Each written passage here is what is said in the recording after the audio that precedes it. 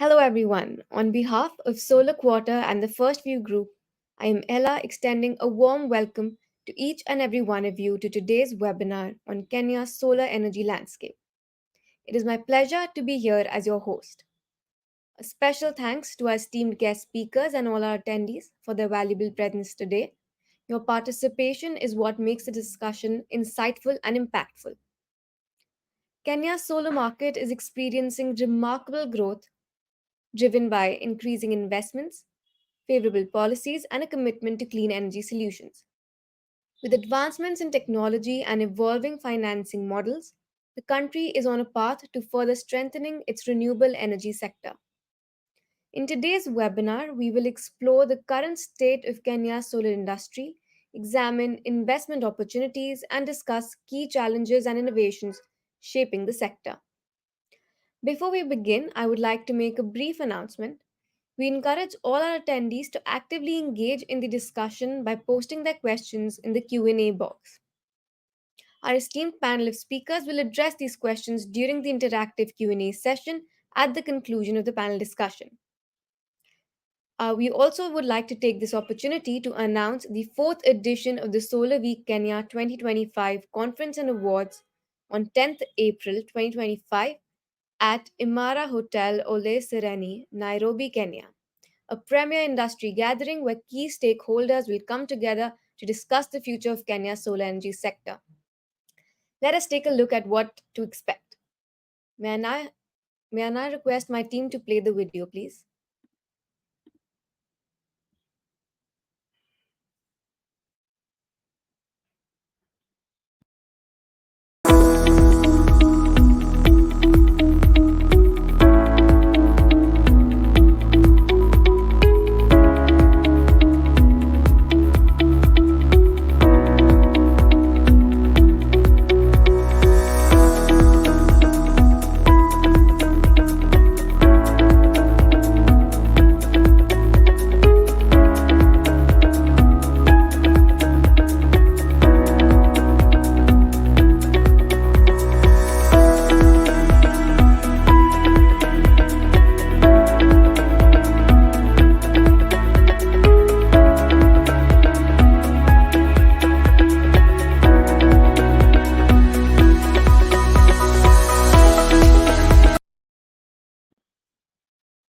Thank you for playing that video. As you can see, we have an exciting event planned ahead, and we look forward to seeing you all there in person. Before we begin with our much anticipated panel discussion, I would just like to take this opportunity to present some poll questions here, just to get to know our audience and the Kenya market a bit better.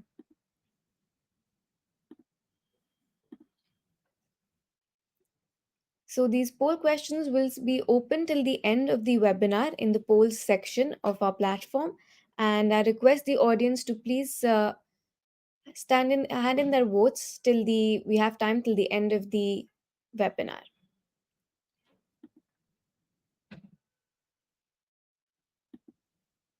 So we have about four of these poll questions, and I would once again request our entire audience to please submit their votes, and we have time till the end of this webinar.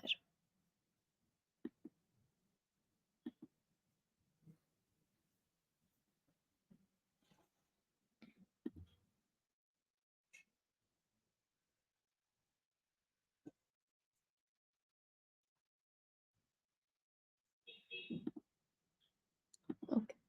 So, moving ahead without any further delay, let us begin our highly anticipated panel discussion. It is my distinct pleasure to introduce our esteemed panel of experts who will share their perspectives on the opportunities and challenges in Kenya's solar market. We have with us Mr. Nick Luson, Vice President of Sub-Saharan Africa region, Huawei Digital Power, Mr. Wycliffe Mwangi, Country Manager, Eastern Africa and Energy Africa Markets from Goodby Technologies, Ms. Lynette Ngma Karume, CNI Sales Manager, Kenya, JA Solar, Mr. Jason Crawford, Regional Manager, New Southern Energy, and Mr. Brian Nyambok, Technical Director, Arclight Energy Limited. Ms. Concepta Ojwang, Program Analyst, SE for All, will be moderating today's discussion. Over to you, ma'am.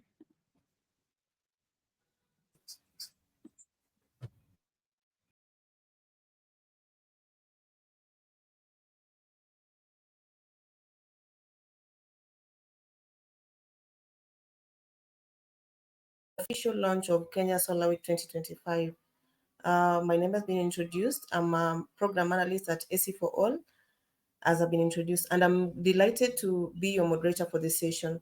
Just to set the tone of the day's session, solar solutions, often driven by private sector innovation, offer the most cost-effective way to connect over 40% of the 685 million people living without electricity in Africa. Here in Kenya, solar energy accounts for 6.5% of the country's total installed electricity capacity, and that is as of December 2024. Today, we gather for the launch of the fourth edition of Kenya Solar Week, an event that will bring together industry pioneers, innovators, policymakers, and other key stakeholders. Our goal is to spotlight the latest advancement and explore opportunities in Kenya, expanding solar and renewable energy sector, as it has been clearly shown in the video that has been displayed. So this year, our focus is clearly on driving solar adoption to support Kenya's ambitious target of achieving 100% renewable energy, while also aligning with the global goal of tripling renewable energy capacity by 2030. So without wasting any more time, my panelists have been introduced, and I'll delve first into the questions. Please use the chat box, or rather the Q&A box also, to submit your questions. And also feel free to direct them to a specific panelist. We'll do our best to address as many of them as time allows. Let me jump directly into the conversation with our first questions. And we'll take this opportunity to hand over these questions to Brian. As we launch Kenya Solar Week 2025, could you please provide an overview of the current solar energy landscape in Kenya, specifically the progress we have made as a country in developing the solar markets, emerging opportunities driving the growth, and also some challenges to be addressed to accelerate the solar expansion?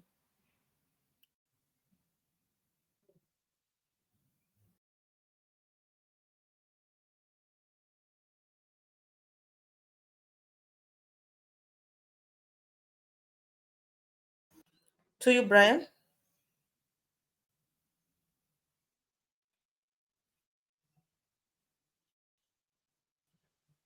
Mr. Brian, I believe you're on mute.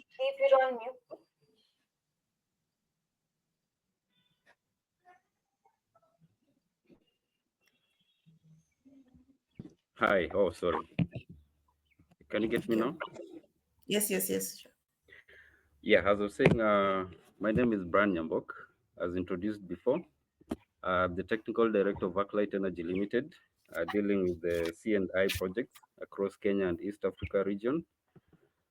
Been in the market for about 6 to 7 years approximately. And we have been checking the recent trend of solar in the East African region. And we must say that it has got an upward trend in the region based on so many factors. But looking at the current state of energy in Kenya generally, Kenya is about 76% connected to the grid.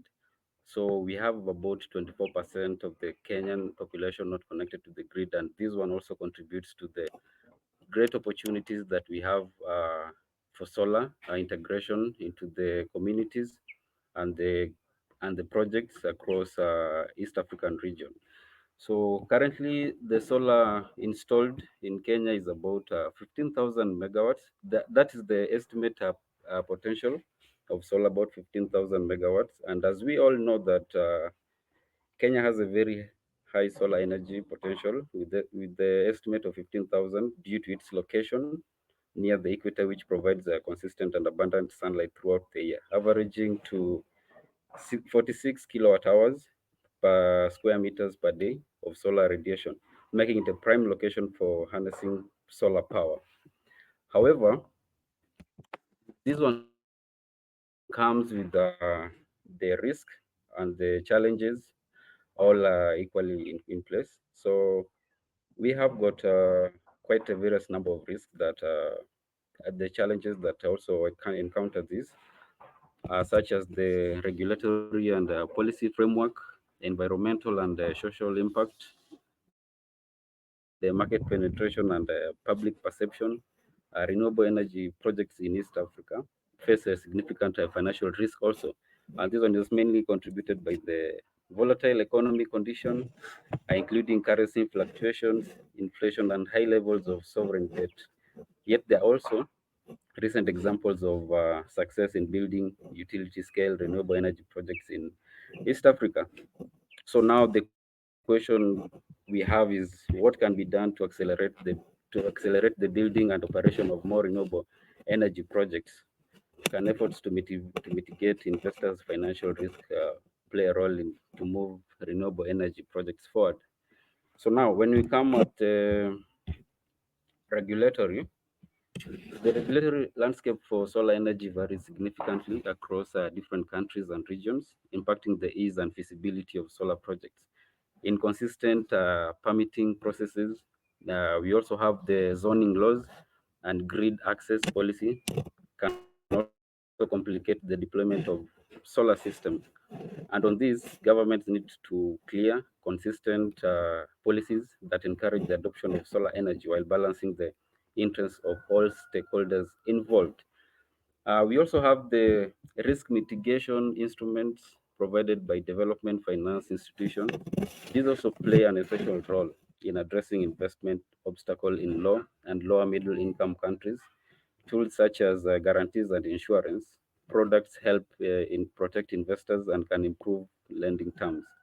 Even though these instruments are rarely triggered, they provide crucial reassurance to investors, enabling projects to move forward. However, we must also acknowledge that these tools alone cannot fully overcome large economic challenges. The best risk mitigation continues to be good governance, transparency. We have sound planning and competitive procurement.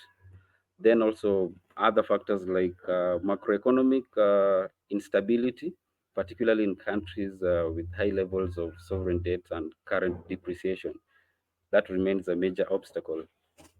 Arclight has also been doing some research on how to mitigate these measures. And I partnered with some of the companies and EPCs and also researchers. And there was one approach that offers a promise and devising risk mitigation measures that are systemic rather than based on given project. And a good example that I'll give is the Uganda's program that is called the Get Fit, that is Global Energy Transfer Feed-in Program, Feed-in Tariff Program, that is jointly developed by the government of Uganda, its regulatory agency, and the German Development Bank, the KfW. The program is designed to leverage private investment into renewable energy generation projects in Uganda.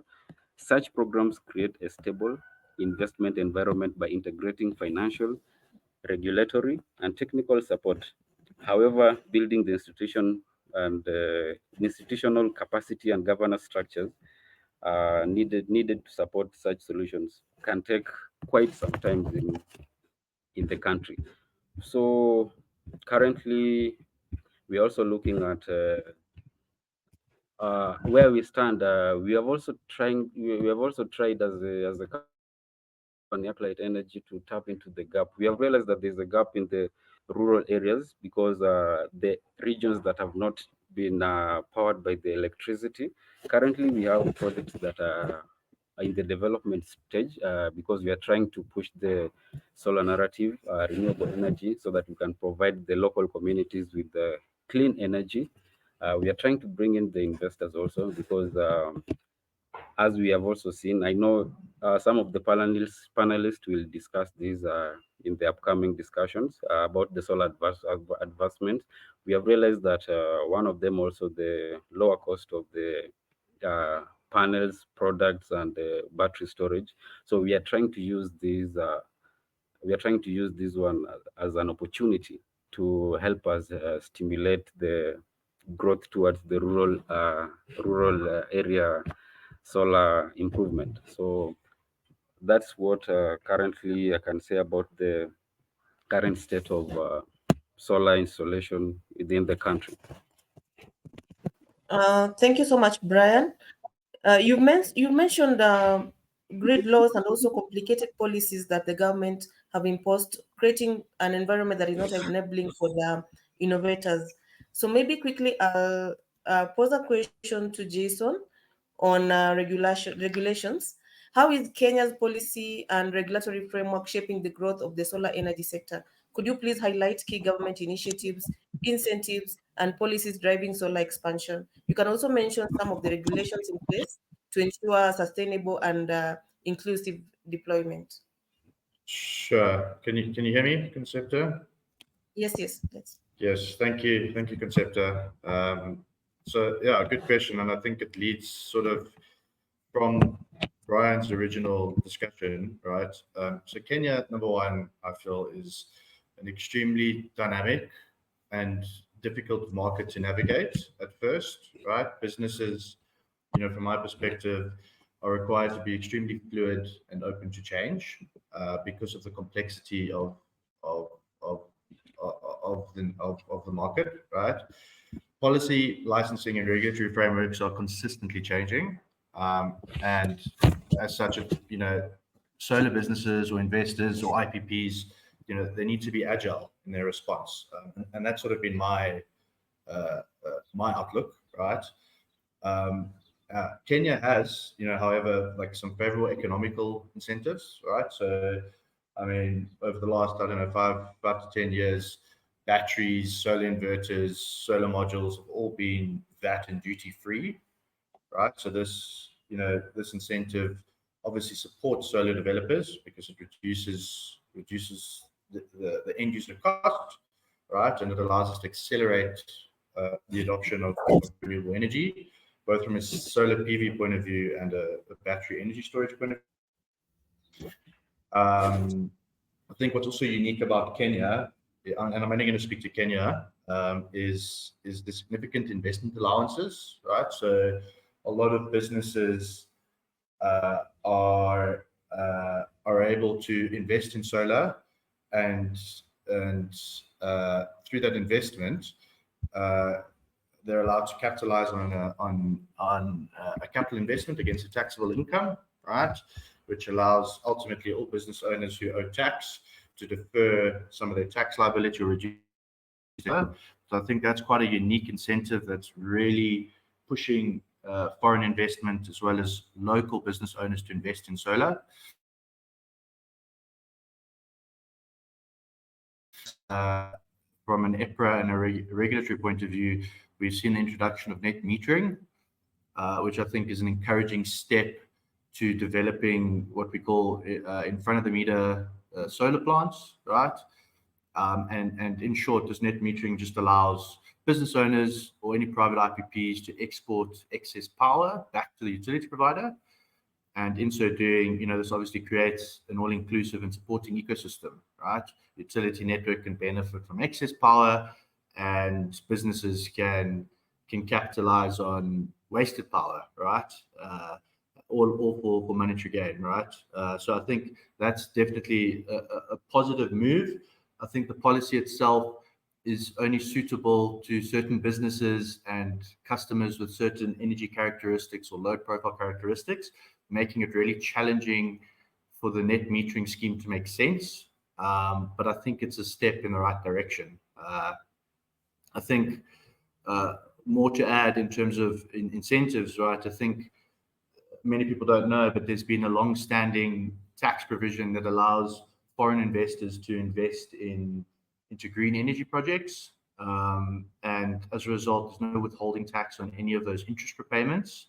So I think this is quite unique for any private offshore investors who are looking to invest into the Kenyan market, to reduce, obviously the cost and accelerate the adoption of investments into solar. So I think that's really encouraging for foreign investors. I think lastly, what I've seen, which is also super encouraging, is the development of the East African power pool. So I'm from South Africa. I think in South Africa there's a large South African power pool that allows for bilateral energy trading and wheeling. And I know that there's been some early discussions in East Africa, right, regarding the same. And I think this is super encouraging for private IPPs to invest in front of the meter projects, right? And I think this just encourages and decentralizes the market, right? It allows private players to play a significant role in the energy landscape, not specifically in Kenya, but in East Africa as a whole. So I think that's super encouraging. I'd like to see how that all develops out, and I think this is a great initiative to try and support in front of the meter solar initiatives, right? I think some of the discouraging things, and I think this speaks back to the dynamic and fluid nature in Kenya. I think last year, some people are not too familiar, but there was the finance bill that was gazetted in December. There was the introduction of like a 25% excise duty on transformers. So I think that could obviously restrict and inflate the capital requirements on the deployment of large-scale solar PV and battery projects. And yeah, that's a little bit discouraging, right? And I think prior to some of the bills that got declined in 2024, the government were looking at what we call an eco-tax levy, right? And in short, this tax would just be charged on batteries, right? And the idea is that it would support government with the disposal of these hazardous battery products at end of life, which I completely understand. However, I feel that there's more commercially feasible solutions that create a more circular economy, and I feel like government should rather look at investing in or supporting businesses who are investing in recycling, right, of these hazardous products, as opposed to just imposing a levy to support the rollout of specifically battery energy storage, as it plays a critical role in the future of Kenya's energy landscape. So I think all in all, the policy and regulatory framework is pretty open. For me, it's difficult to navigate, right, for first-time entrants, because you have to be fluid. Things are always changing. However, I think there's some encouraging incentives and policies, right, that government and the energy regulator are putting in place. And I think that positions Kenya in good light and in good stead for significant growth in the solar market. So thanks. I think that's my response to the question. Yeah. Thank you, Jason, and thank you for mentioning that at least we're in the step to the right direction, so we're not that badly off. You've also mentioned the net metering to export excess power, and we can also have a look at how stable our grid is. So I'll pose this question to Nick. With the growing adoption of solar energy in Kenya, how are energy storage solutions being integrated to enhance grid reliability and stability? You could also share your thoughts on the current storage technologies, the role of balancing intermittent solar supply, and also some of the strategies that we need to scale these solutions effectively. Thank you. Okay, sure. Thank you very much. Yeah, so great points by Brian and Jason. In regards to how energy storage is being integrated and how it can be used to benefit all of us, I think the first and the most common way that energy storage is being used right now is two things: to counter the relatively high prices of grid electricity, and also to provide power backup in the case of blackouts. Now, on a larger scale, when we're talking of national grids and contributing to the national grids, PV, renewable energy like wind and solar is, of course, intermittent. So energy storage is beginning to be used in Kenya as a way to counter the intermittency and to provide a stable output, because we call renewable energy variable generation, because the output varies with the weather conditions. So of course, with the sun, there could be clouds that can affect the solar production on a second to second level. And the same with wind. Wind speed can vary on a short scale, so the output can vary. So ESS around the world has been used to balance the intermittency. So there's many countries like China and others that for years have had rules where when you create a new renewable energy plant, you must have a battery, an ESS array on site. I think in China, the rule is that it should be at least 10% of the production capacity. So we know that Kenya is going in that direction. And some of the documents and the plans that have come out from EPRA and the Ministry of Energy have already made that clear. And I think in going forward in the future, new renewable energy will be required to have ESS on site, and they're even adding ESS to some existing renewable energy plants. However, one aspect that has not been widely discussed yet is grid forming technology. And this is very new. And basically, even when you have this ESS with your renewable energy that I've described, you cannot actually add stability to the grid in the form of voltage support and frequency support. What I've just described so far, we can counter against intermittency, but there's nothing about the voltage or the frequency output. Because what I've described so far would be called grid following ESS. And that's very limited in what it can do for voltage and frequency. It's quite a technical topic, so I'll try not to go too detailed, but to also give you a good understanding. Thermal generation generally has a turbine that spins. So like coal plants or diesel plants, even hydro, these all have a turbine that spins. And these turbines are very big and they're very heavy, and they spin very, very fast because it's tied to the frequency. So they spin 50 times per second. Now, this provides something called inertia. And when they're connected to the grid, when there are demand side events, like when a large load comes on or off, this has an effect on the voltage and the frequency.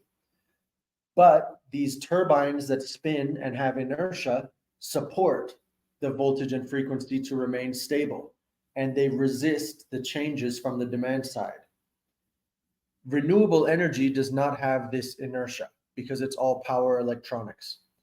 So typically, when you add more renewable energy to the grid, and when you remove the fossil fuels that have inertia, typically you are adding more instability to the grid.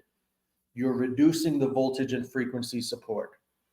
And that is why the common thinking, or at least for the last few years, has been that you could not continue to add renewable energy to the grid without a limit. If you approach maybe 30% renewables in the energy mix, you would have tremendous instability and you would have many blackouts. So that would defeat all the benefits of renewable energy. So up until now, that has kind of been the logic that renewable energy must be balanced with fossil fuels to add stability to the grid. But now, with grid forming technology, that's no longer the case. So now we have what we call synthetic inertia or virtual inertia. And basically, we've upgraded the hardware tremendously, hardware and the software. And now we can provide voltage and frequency support that mimics the inertia. Basically, it's just much faster response time for the supplying active power and reactive power. And these are the two keys for voltage and frequency: active power, reactive power. And you must be able to adjust and inject very quickly in terms of milliseconds. You must also design the grid forming solution so that you have some overload capacity in the case of a short circuit and things like this. So I know that was perhaps a bit technical and there may be more questions, but basically this grid forming technology now can add stability to the grid instead of reducing stability. And we have examples around the world now where we have grids that are 100% solar and ESS, and they've achieved levels of stability never thought possible before. So, one example of this is in Saudi Arabia. It's called the Red Sea Project. It is 1.3 gigawatt hours of batteries. So, that's 1,300 megawatt hours of batteries and about 400 megawatts of PV. And it provides a stable grid. And 5 years ago, this would not have been possible. So I think that is my comments on the current use of ESS and the future use of ESS for enabling renewable energy and also providing stability to the national grid of Kenya. Thank you. Thank you so much, Nick. Yeah, I want to agree with you that this aspect that has been neglected on the grid forming technology and also more of the innovative ideas that people will be having in this sector. Maybe I'll ask Wycliffe just to add more on the latest advancement in solar technology, particularly in the PV efficiency, hybrid system, and other emerging solar solutions.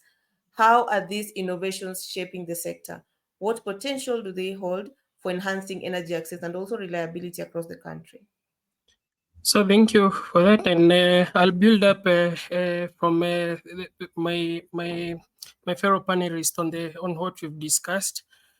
So we all first agree that there's quite a really growth in terms of the different trends in the industry, especially for the inverter technologies. Ideally, there are key market drivers that are really leading these global shifts toward clean energy and the integration of the advanced technology. And sure, the inverter market has become the cornerstone in terms of the power management and the optimization. So we fully agree that hybrid is really one of the key solutions, one of the key technologies that's driving the technologies in the Kenyan market. And one of the key market drivers, as my previous panelists mentioned, is rising the backup power requirements and also increase in terms of the energy tariffs. That's forcing the companies, the businesses, and also the residences to increase the demand for the energy efficiency. So with this rising adoption of renewable energy demand solutions, it has really brought about quite new technologies or novel technologies into the market. Good technologies such as high voltage batteries, which were initially not so popular in our market, but now we can see a quite good trend in terms of their consumption. We are also seeing a lot of expansion of guys who are really looking into adopting smart grids or smart mini grids for their own residential use. Further to that, in terms of the market trend, I see a shift in terms of the installers of the EPC companies for not just buying the product, but also buying the product with the features. In such a way, they are also achieving the best LCOE or the levelized cost of energy, while being versatile in terms of the capacity expansion in future, the easiness of the installations, and also the features, the unique features such as such say in the inverters.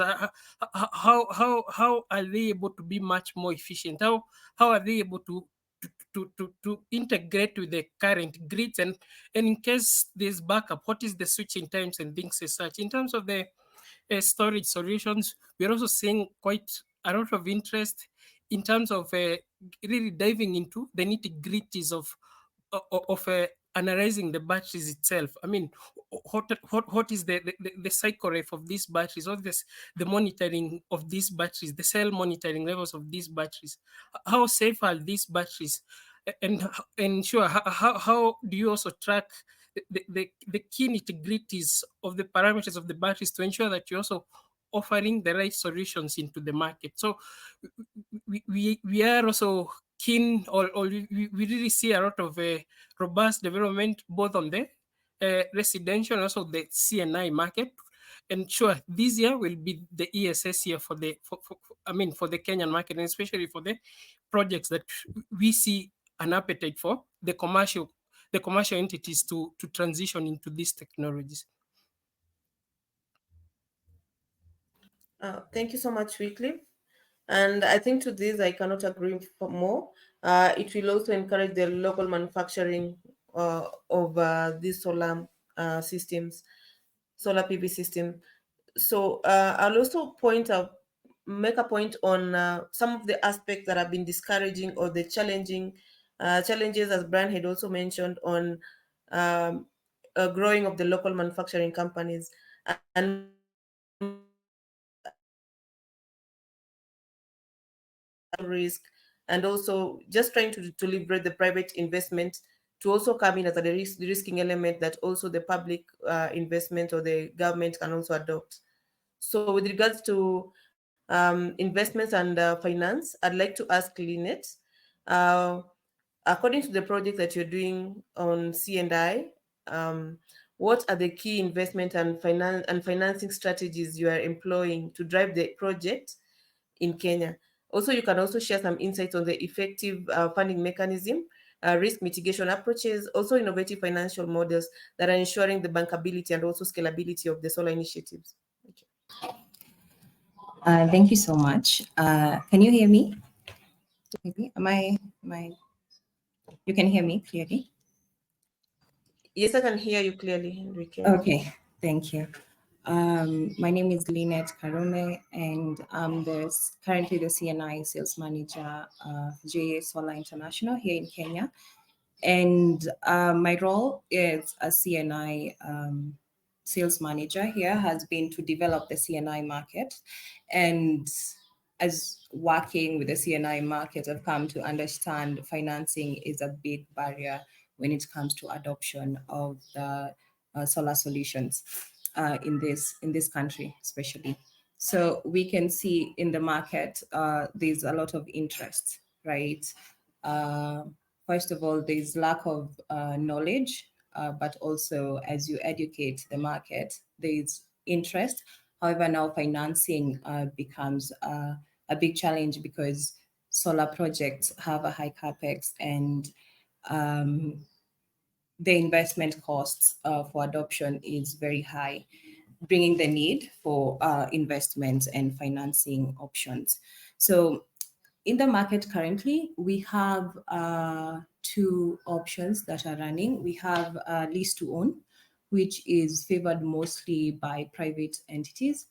This financial model works that the EPC or the financier will come and construct the solar solution. It ranges from 0% to 10 to 15% deposit, depending on how the standing of the company.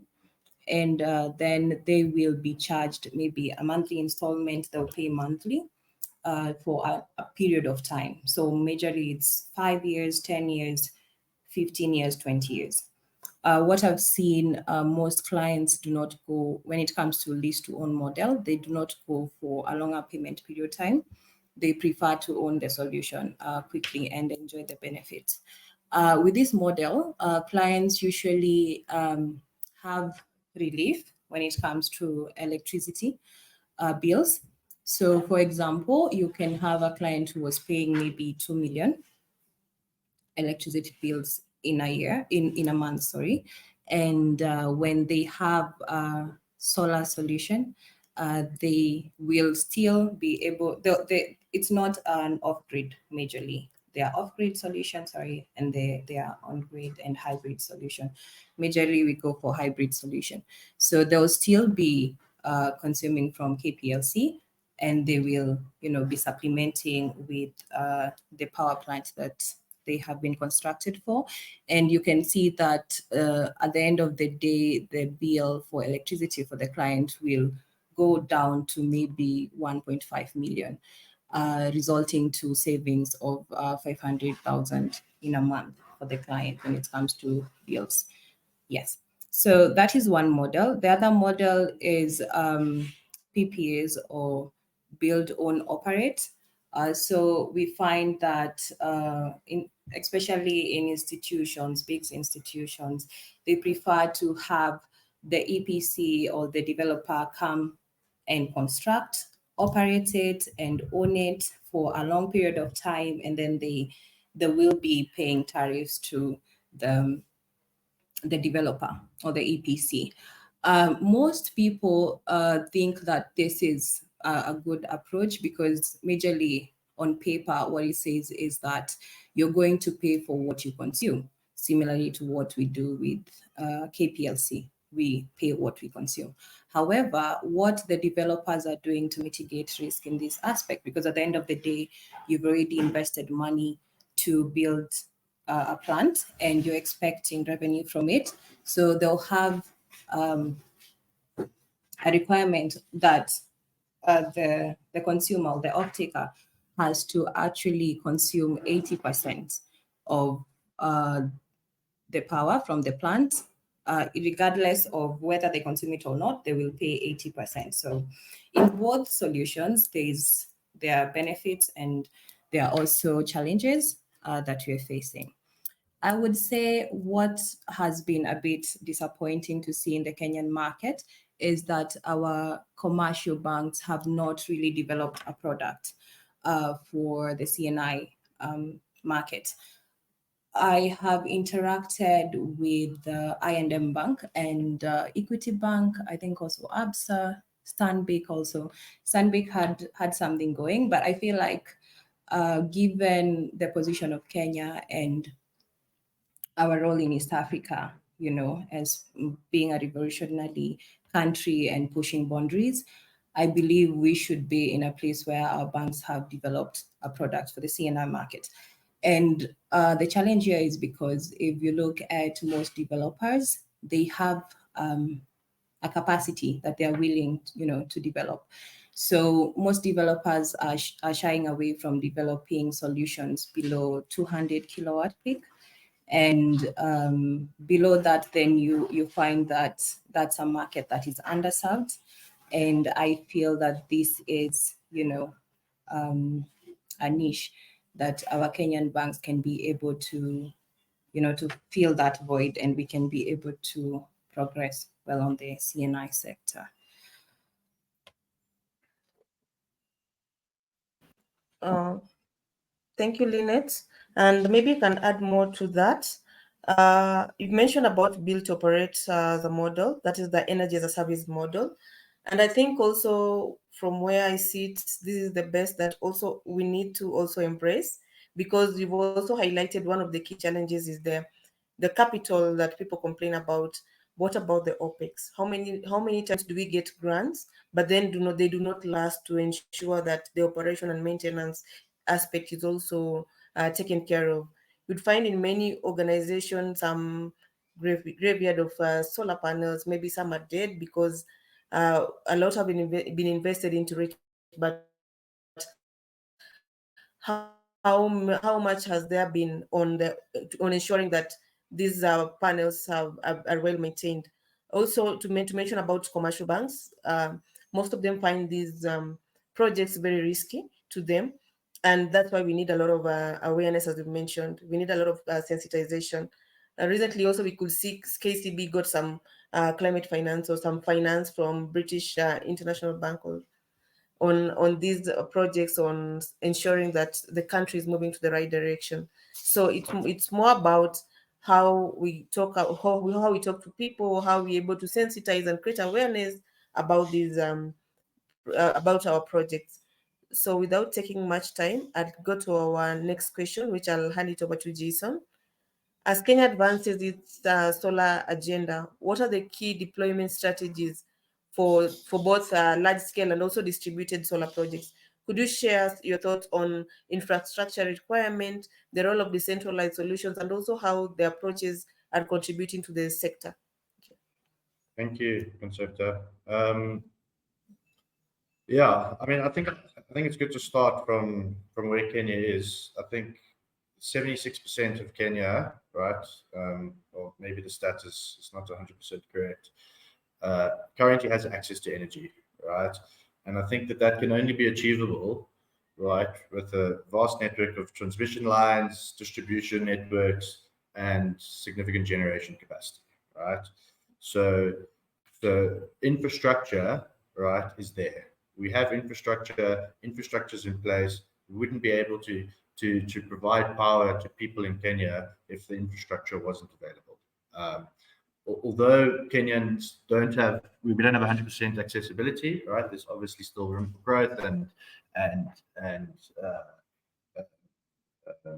in that sense, we need additional infrastructure. But I think to some certain extent, there exists significant infrastructure, right, for us to develop large scale in front of the meter solar projects, right? I think it's good to note from a distributed solar point of view, and I look at this like captive solar, that there's been significant growth over the last 10 years. I think in 2024 alone, we saw like 190 megs of captive solar, right, in the CNI space being developed out within Kenya alone, right? And I think this speaks to one, people having access to power, so significant infrastructure. Two, sector growth, right? Businesses are trying to grow. People are investing within the sector to support the growth. And I think on a distributed solar approach, the red tape is a lot slimmer and leaner, making it more easily accessible, right, for developers, business owners, IPPs to invest in solar, right? I think on the large scale front, I think it's worth noting that I think it was in Feb sometime, like the middle of Feb, I think Kenya recorded its highest ever maximum demand. I think it was like 2.3 gigawatts, something like that. And Kenya only has an available capacity of 2.3 gigs, right? So we're on the brink of having excess demand and insufficient supply, right? Which I think is super important to highlight, right? Because it's a risk for the energy landscape as a whole, right? As well as it's an opportunity to accelerate, right, the development of large scale solar opportunities. And I think that Kenya will be implementing some significant changes to encourage in front of the meter. And like I mentioned, I think that could be achieved through the East African Power Pool, the adoption or encouragement of larger scale IPPs. But I think for the most part, the infrastructure itself is in place. However, permitting and licensing are some of the things that all of these key IPPs look at, right? I mean, I think Brian talked about the devaluation in Kenya's currency. A lot of private IPPs and foreign investors raise capital in dollars, right? So to support the deployment of large scale solar projects, right? To ring fence some of that risk, a lot of these front of the meter PPAs with utility providers are all in dollar, right? And I think Kenya, obviously, the Kenyan government as well as these utility providers are caught between a rock and a hard place, because they have to commit on these long-term PPAs, right? That are all in dollar-denominated currencies. So I think for me, infrastructure's there. Policy and licensing on the large-scale projects is still a prohibitant, right? It's becoming difficult for large-scale IPPs to invest. I think I think Brian as well spoke around the sovereign. He touched on sovereign guarantees. I think Kenya is to an extent over leveraged, right? Making it difficult for it to commit on its debt obligations. So I think these are some of the things that are prohibiting, the deployment of solar, and I think that's making it challenging to specifically deploy these large-scale projects, right? When it comes to captive and distributed solar, you're dealing with the private business, right? So the risk profile changes. So yeah, in short, I think there's significant growth. I think we have significant infrastructure in place. I think it's some of the little nuances that we need to work on to really accelerate um, large scale adoption. Yeah. I think that's it. Thank you, Yeah. Jason. Thank you so Cool. much. Yeah, we should be able to be flexible enough to ensure that we encourage we open free market entry, or rather easy access to the market for these large scale solar projects. And to our last question, maybe just as a parting shot for all our panelists, I'll start with Brian.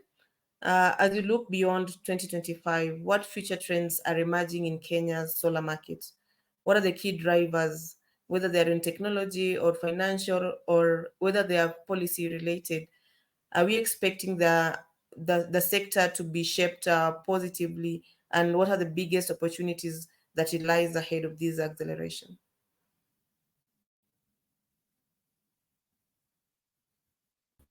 Okay, thank you.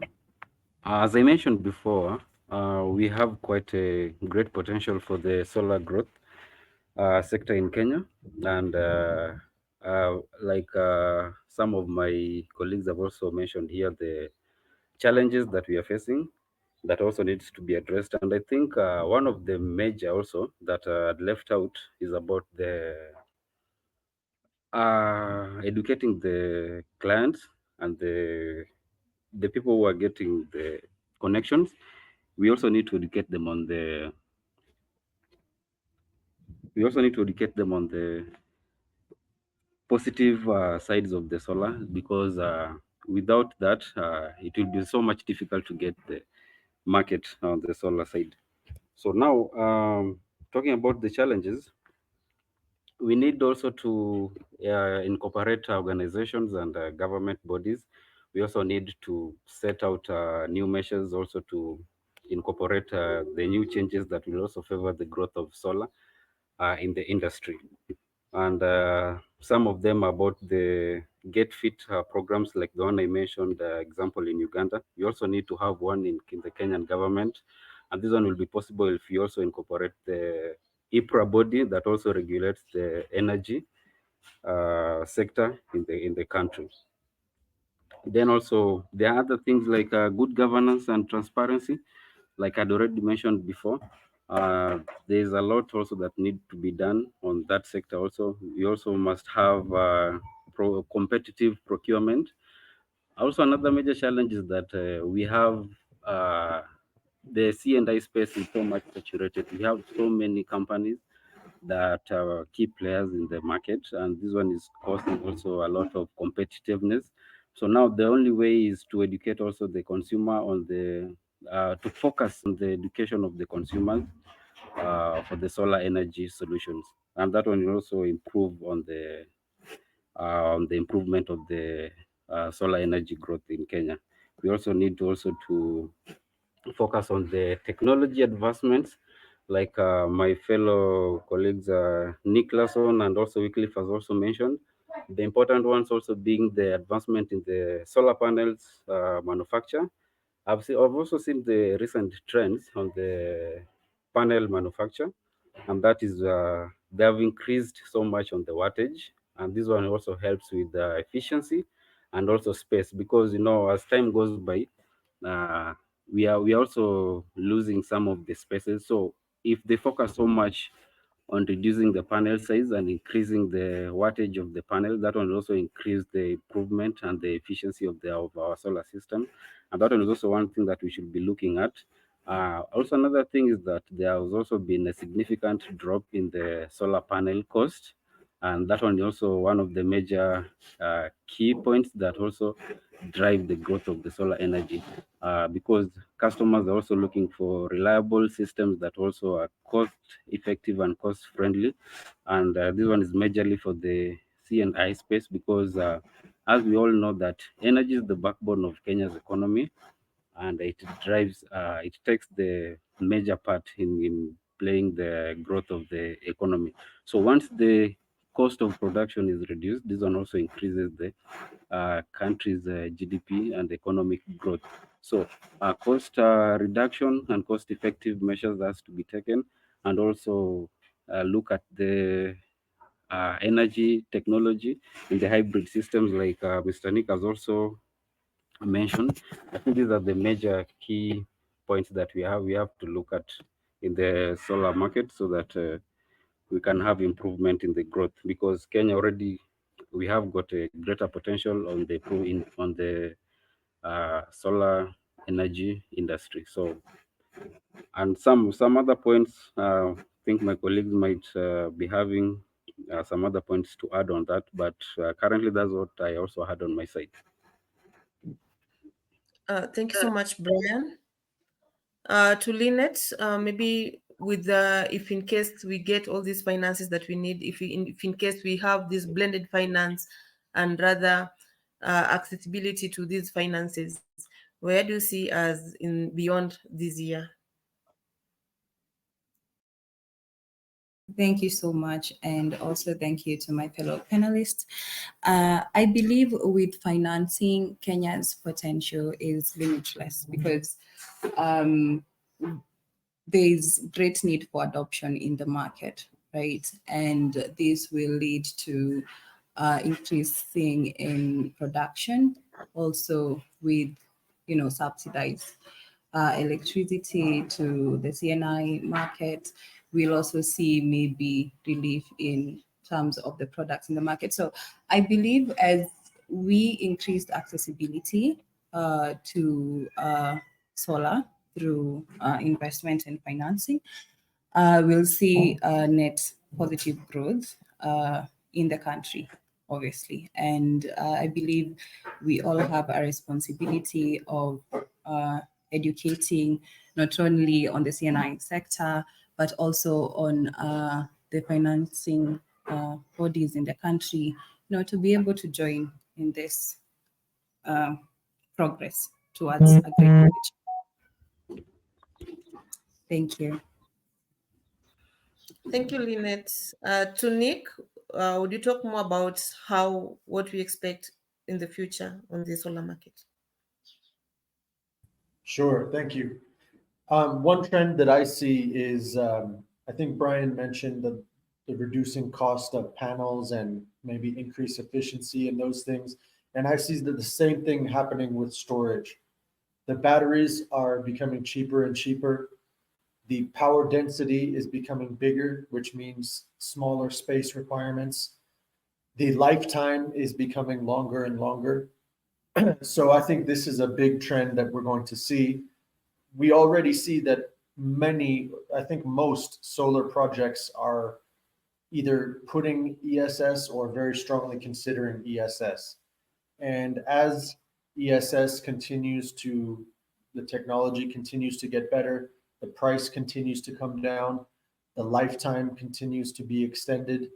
All of this means the return on investment is becoming more and more attractive, more and more easy to see and to do the financial calculations.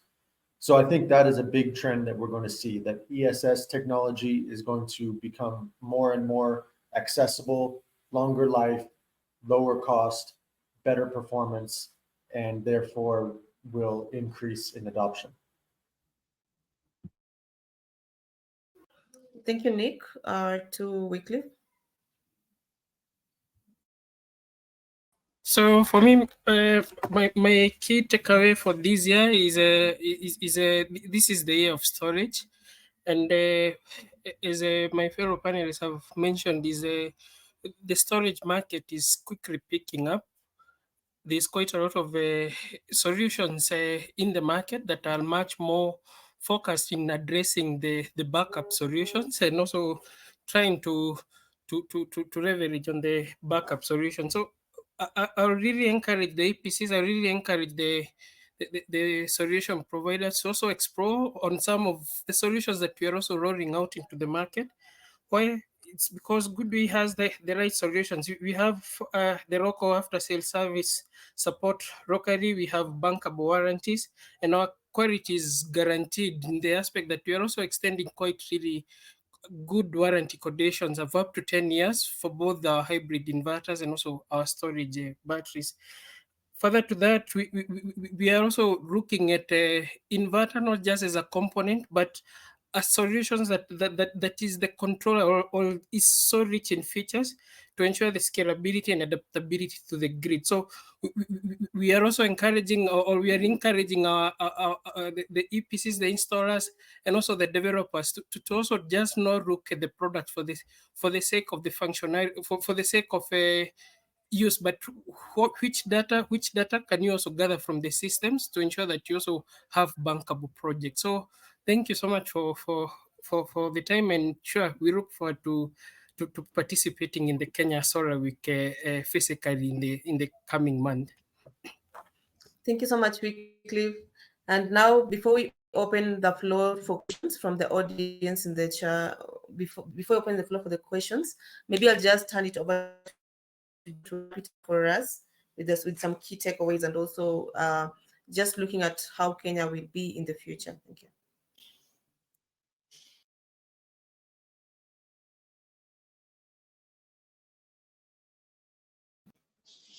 To you, Jason. Hey, I didn't hear. Sorry, I thought you were asking someone else. Apologies, Vincenta. No, I think I share the same sentiments as the rest of the panelists, right? I think I resonate with the net. If we can provide it easily accessible funding to finance solar assets, we're going to see will improve large scale adoption, right? Large scale within the captive CNI solar space. I agree strongly with Wycliffe and Nick in the sense that energy storage, it's the right time for energy storage. I think Nick did touch on it. There are some complexities with grid forming batteries, and I think that the Kenyan electricity network is not so simple like it is in China, where things work and comply with the grid code. There's some of these nuanced complexities that we really need to look at. And I think with support and collaboration amongst OEMs, EPCs, different investors, we can come to an amicable solution that makes sense, right?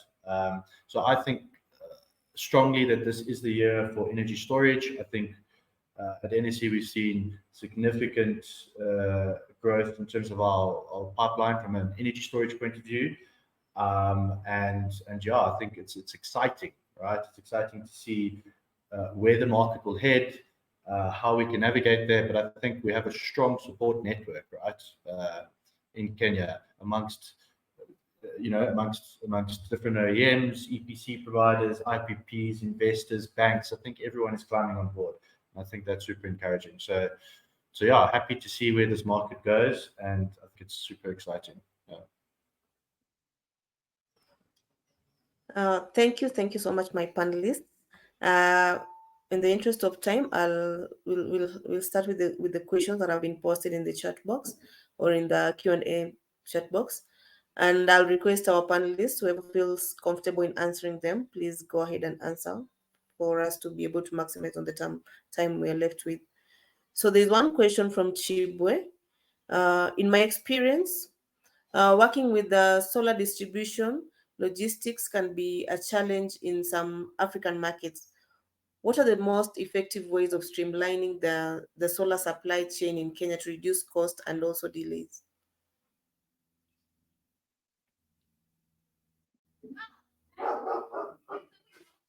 From my side, concept, and maybe I can comment. I think when I started out 4 years ago in Kenya, I've been here for 4 years.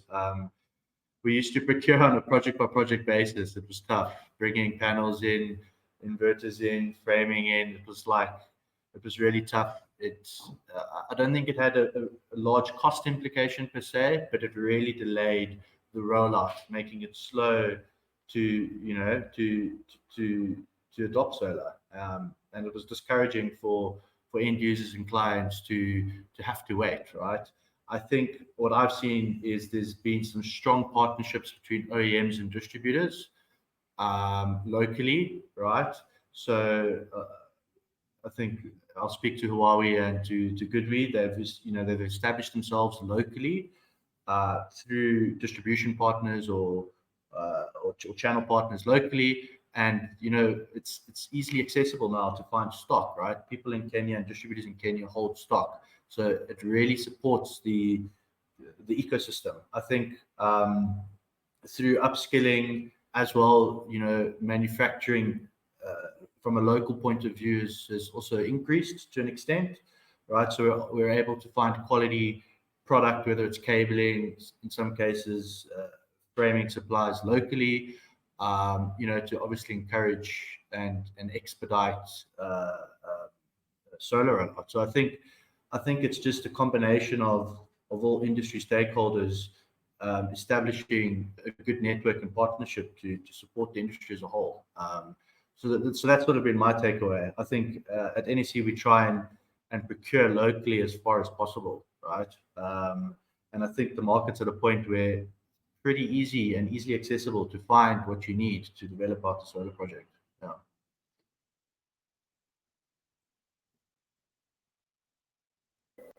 Yeah. Thank you, Jason. Is anybody else to respond to that?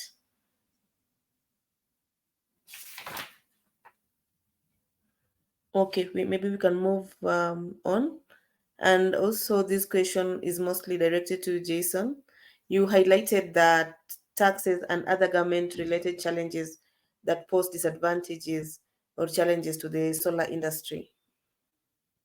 What strategies or proposal can we implement to shift this narrative and turn these challenges into advantages for the solar sector? I think it's tough, right? Like I said, the environment is very fluid. It's always changing. You have to be agile. But I think that's the two negatives I specifically spoke about were the excise duties on transformers, as well as some eco taxes. I think, as it speaks to being agile again, we adapt, right? I think some of the things we look at is promoting local manufacturing, right? As opposed to me importing goods, I look within as opposed to looking from out, right, or from afar. So we then look at how we can exploit local manufacturing or invest more locally to support local manufacturing, right? So I think that's super important for me, and that's one of the strategies we can look at to change the narrative.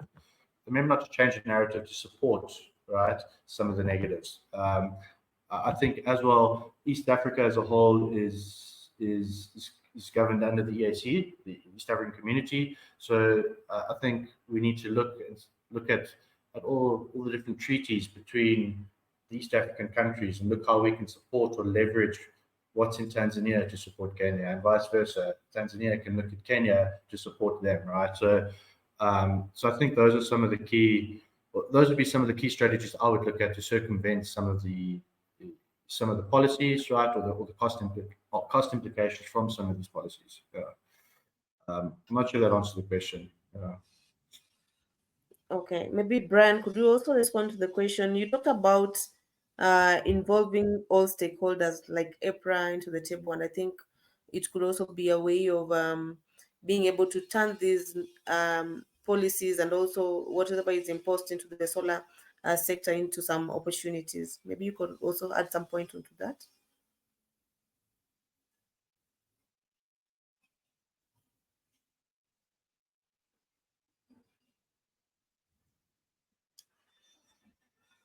Can you hear me, Brian? Okay. Do we have anybody else responding to the question of shifting this narrative into opportunities?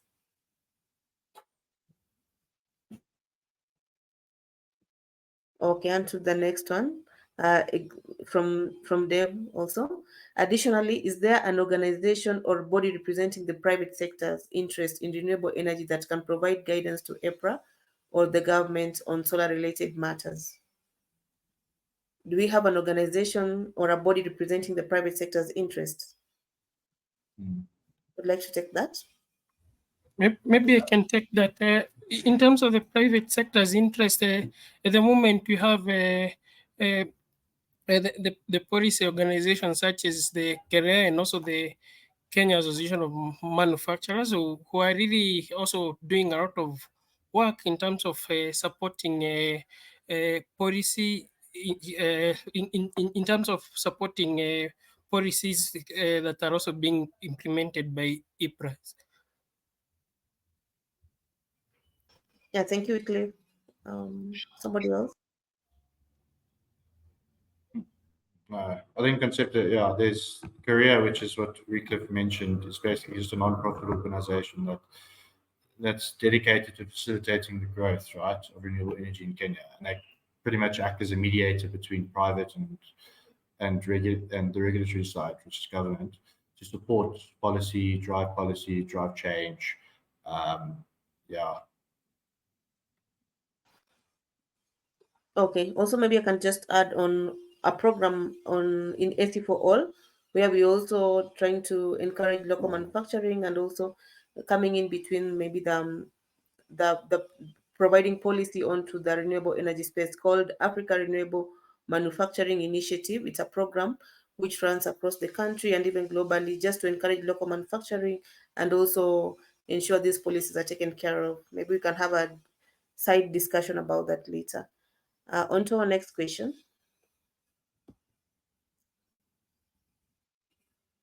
We have a question from Snorin. What steps are you taking to ensure that the products being brought to Africa are of high quality, given the prevalence of counterfeits in the solar industry?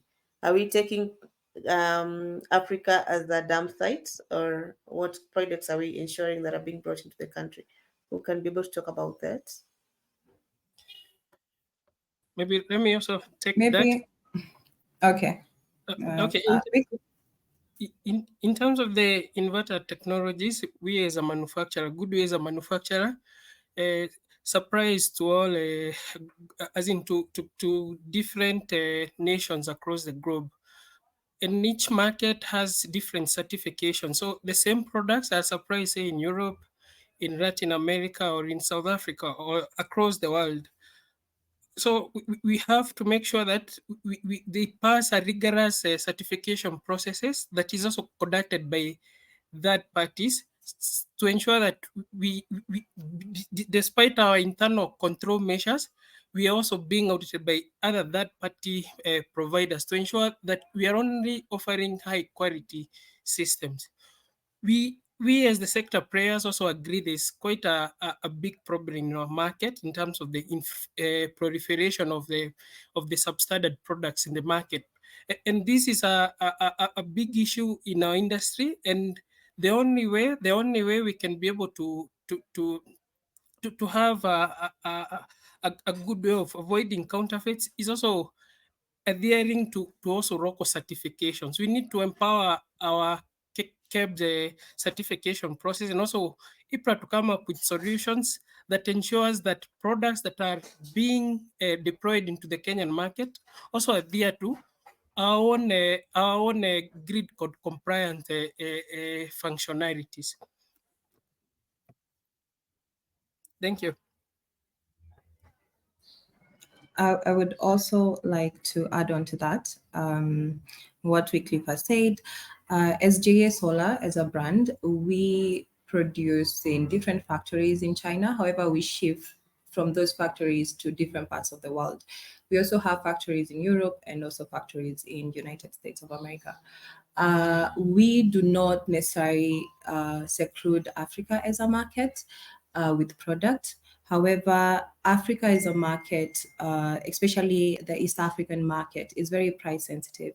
You find that developers here or EPCs here are lobbying for the lowest price they can get. And you can find that the only difference is that they will get maybe promotional stock that we are promoting. Yeah, we find that this market actually has an appetite for promotional stock, which might differ in prices. However, the product is similar across the board. Other than that, I feel the issue of counterfeit products is also fueled by lack of knowledge in the market by the consumers. And secondly, this market, as I've said, is very price sensitive. You'll find that consumers will prefer to purchase a counterfeit product because it's cheaper rather than go for, a certified product. So I believe there's a role and there's a gap to educate the consumers so that they can know the risk that they will be taking by installing maybe counterfeit products. Thank you. Thank you so much, Lynette. Maybe also I can add about the minimum energy performance standards, which is also in most of these energy products or solar products by April. So we can also see that most of these is to discourage the second hand, like solar panels. You're not looking at products that have maybe failed in different countries being brought to Africa. So these are some of the standards that have been set aside. So just to check if we have more questions. We have a question from Charles. Okay, I have this from Hillary. Kenya stands at a pivotal moment in its energy journey, with solar power offering a beacon of hope for sustainable development. How is the government supporting the industry in terms of policies and financing, as it is the major challenge? Who can take that one?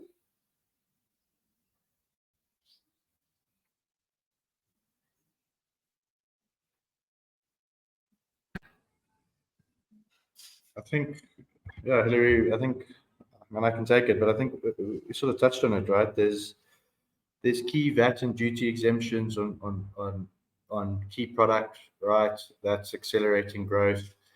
There's investment allowances, so business owners or IPPs are looking to invest, can capitalize on investment allowances to reduce their tax liability.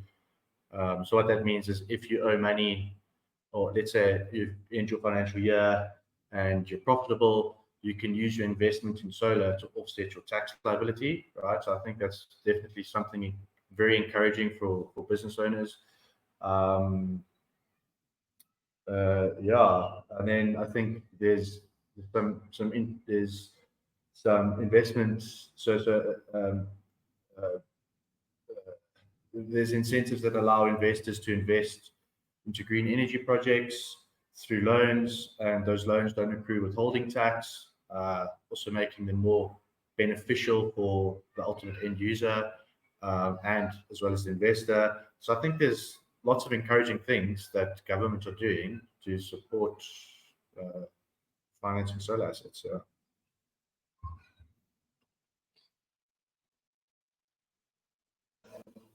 Thank you, Jason. Also, we have a question from Charles on the productive use of energy. How is the productive use of energy supported by the government regulations in terms of taxes, particularly VAT and import duty exemptions on solar technology equipment like the solar water pumps for irrigation? Are they tax free? Does someone have information about this? Mm, yeah. I don't work much with solar water pumps. I can't answer that. Sorry.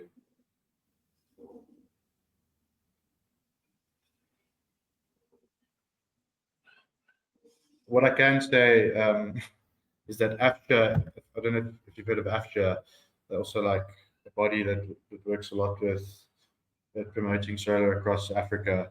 They publish every year like a handbook, let's say, that speaks to the different incentives, specifically from a VAT and duty on key solar products. So it might be worth consulting the AFCA handbook. I think it's free to download from their website. And potentially you can find that information in that handbook. Yeah.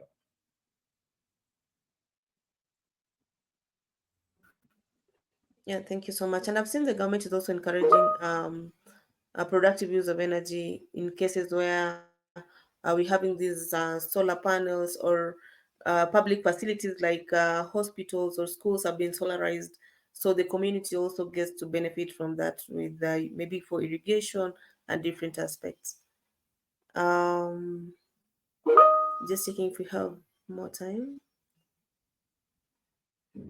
Isn't it time for Kenya to change its energy law to allow for residential owners of solar system to free access energy into the grid? And I think Nick answered this question, and he can expound more on the stability of the grid. Is it going to be stable if it's free for all the residential owners to be able to access solar energy to the grid? Yes, well, that has That's a good question, and I think that has a lot to do with the infrastructure that KPLC has on the distribution side. Um, I think for this question, that's mainly what we're talking about on the distribution side with KPLC's equipment. And the truth is, this net metering that they've introduced, I think Jason mentioned, it's very limited in scope, and it's very restrictive on who can apply and who can get access to this. So it's really just a small step in the right direction. It doesn't really open up for a lot of homeowners that would threaten the stability. I think this is an experiment basically, and before KPLC will open it to a wider range, they will definitely have to do some kind of audit on their equipment and their transformers. And I think there will have to be some significant equipment upgrades.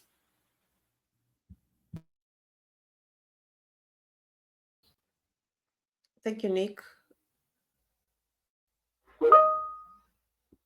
Just to check if we have any other question.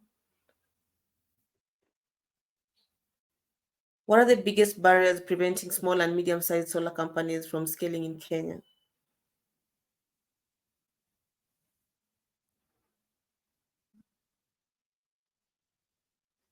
Can you discuss that from Gladwell? The major barriers of preventing medium and small-sized solar companies from scaling in Kenya. And maybe I you can can start off by talking about the access to finance. As Lynette had already mentioned, talking about I&M and other banks, most of these might look at these as small projects which might not be having the security or a guarantee to secure their loans if they go to access these finances. But again, one thing that can be done is about maybe getting different projects coming together to make them bankable for banks to maybe be able to access loans to them, and also many other maybe opportunities that are there. So I'll hand it over to, was it Jason to respond, or Lynette? Thank you. Yeah. Okay, thank you.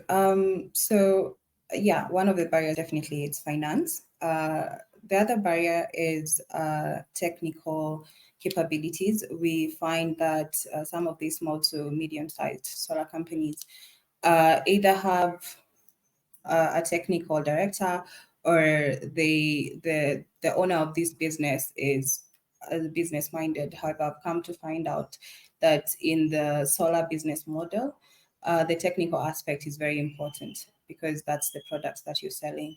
So I believe that's one of the barriers. The other barriers, I think, is that most small and medium-sized solar companies do not have a great company structure, and hence they tend to miss out on growth sprout that they can have access to. And yeah, I think that would be my contribution on that. Thank you.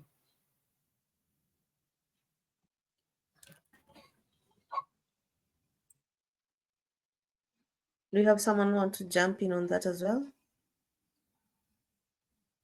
Okay, we have another Sorry. question. Sorry. Okay. No, it's fine. I just wanted to say, conceptually, I don't know if the question was for the client or for a solar EPC business owner. I think the market itself is very saturated and competitive, right? So it is tough to really grow as an EPC business because there is so much competition. But I think what's important is stick true to yourself, and do what you do well. I think for me at NSC, it's about quality products, installing them in a quality manner, so that these solar systems are designed to last for the next 20 to 25 years, right? So I think there's lots of companies that take shortcuts, who aren't properly licensed, because it's so competitive and because everyone wants an in. I think just sticking true to who you are and what you do is key to the road to success as an EPC or a small to medium-sized solar business in Kenya. Thank you. I've also seen George from the chat have added some points there. We should exploit also the carbon markets, access to carbon credit or rebates, or markets for small scale solar system or home solar system. Also, access to for financing for home solar systems has been a big challenge. It's easier to get a car loan than a solar loan. So some of these are also some of the challenges being faced in the sector. And to the last question that has been posed by Lewis, looking at the solar industry, what's the impact of lithium batteries to the industry, and how does the future look like? Maybe Nick, you can handle that. How the impacts of lithium batteries to the industry, and also how the future looks like. Okay, sure. Yeah, lithium batteries are getting better and better every day. And we're seeing the degradation is reducing, the lifetime is extending. One thing that Huawei is doing in this space, we are focusing on temperature control. In fact, next week we are launching a brand new battery. It is the world's first hybrid liquid cooled and air cooled battery.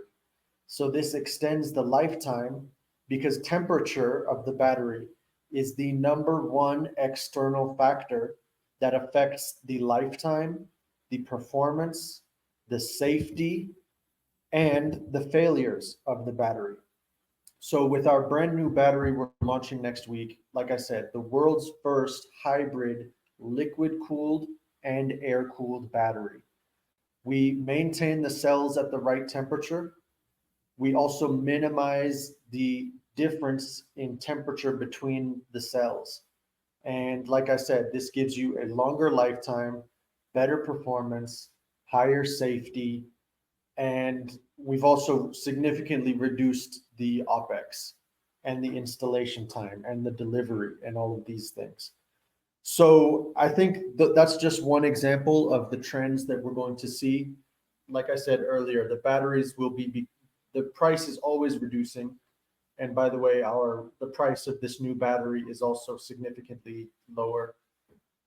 The price is going to continue to reduce. The lifetime is going to continue to extend. I think this is very great for the industry because Huawei, we know we're never going to be the cheapest product because other manufacturers can always sacrifice something to lower the price. But the trend is for lower prices all the time. So 2 years ago, the price of the cheaper batteries with less safety features and less lifetime. Now that for that same price, you can get the best battery on the market. So customers don't have to sacrifice anything anymore. They can choose the best battery with the best safety, the longest life, and they get much better performance, much better return on investment. So I think that's going to be the trend, is that ESS becomes more accessible, the performance gets better, the financial performance gets better, and it's going to be more and more widely adopted. Thank you, Nick. I don't know if we have any other question.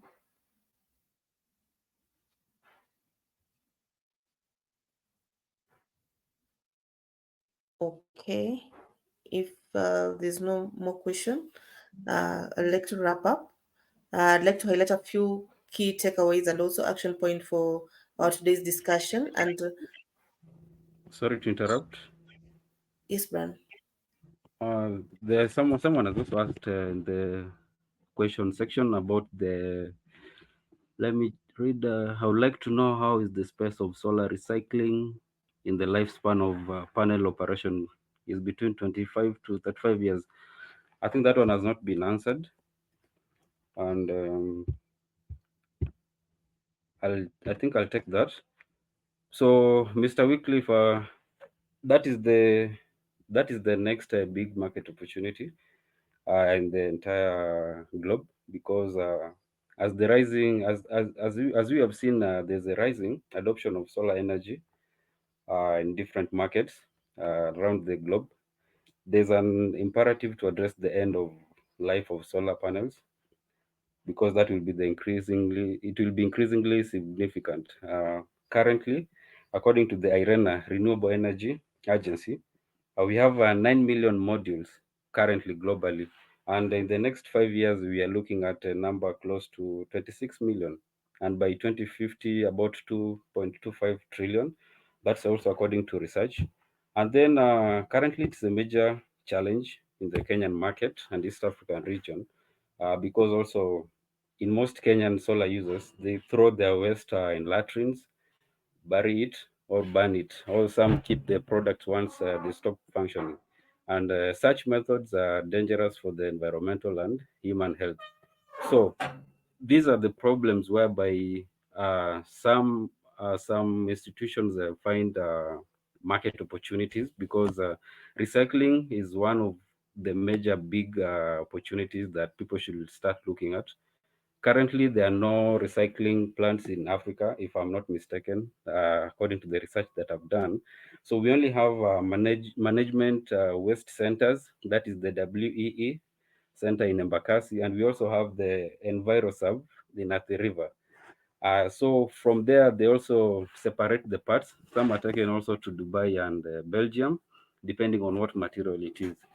Other waste are also sent back to China to feed into the future production design processes. Otherwise, recycling is one of the big things that we are looking at in the next 10 to 15 years that is coming. Hope your question has been answered.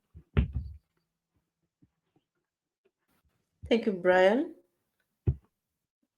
I don't know if we have any other question pending, or we can open to the floor for one or two questions. Maybe Ella, you can assist in that if you can be able to see hands being raised.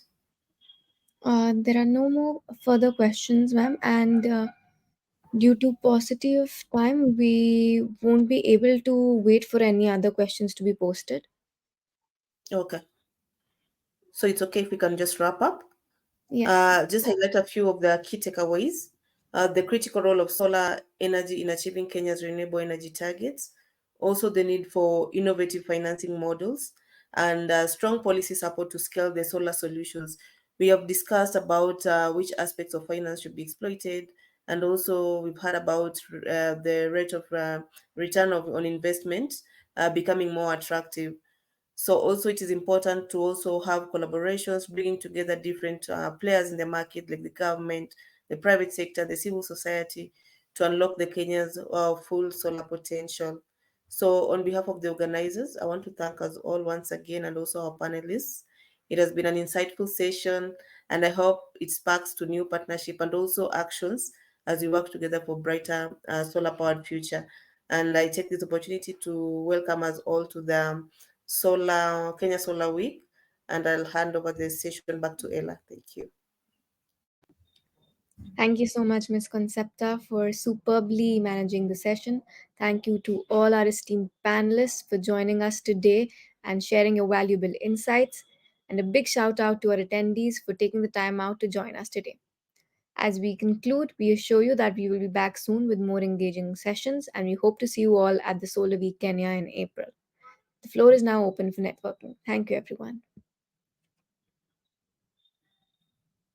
Thank you, everyone. Have a great day. Thank you, guys. Thank you, you. everyone. Looking forward to seeing you.